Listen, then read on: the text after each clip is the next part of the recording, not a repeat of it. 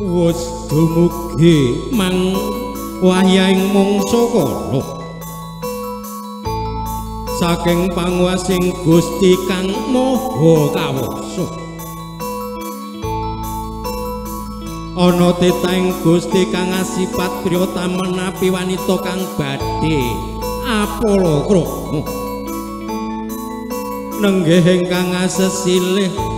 Bagus Dias Aprilian Sarjana Akuntansi putra kakungipun Bapak Sri Hartanto Sarjana Pendidikan saha Ibu Mulyani Widyastuti saha Roro Eka Husnul Hasanah Sarjana Terapan Manajemen putra pawestrinipun tetalaranipun sawargi Bapak Irwan Sudarso dalasan Ibu Sri Suparmi ingkang ing kalenggan menika kinembanan dening Bapak Sasmito kanggo katingal samya kadheraken lumaksana mangarsa tumuju wonten ing sasana panggih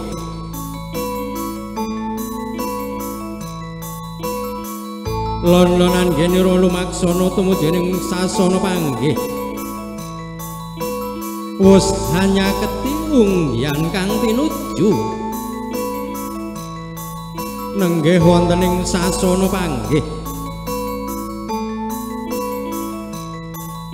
panggeng Sri Atmaja penanting Sarimbit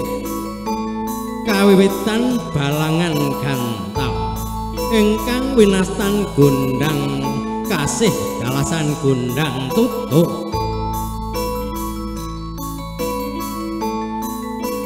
ingkang katindakaken dening pengantin sekalian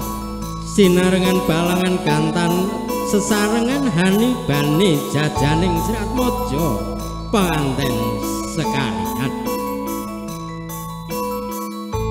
saparipurnaning balangan gantan pengantin sekalian kanthi tangkepasta pinangka pambukaning bektini pengantin putri dumateng kakungipun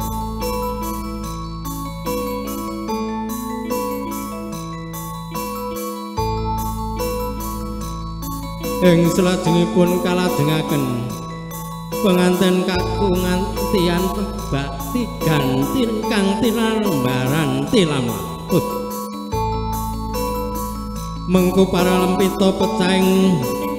Antigo minangka pecahing pamuripun Sri Atmaja pengantin putri nenggih Roro Eka Nurul Kasanah Sarjana Terapan putra pawestrinipun Ibu Sri Suparmi Irwan Sudarso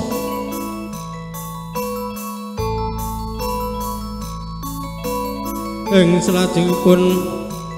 pengantin putri kanthi mijiki sambaripun pengantin kakung pramlampita minangka ngicali sukertane Sri pengantin kakung ing salajengipun pengantin Sarimbit kadheraken lumaksana mangarsa tumuju ing sasana rinengga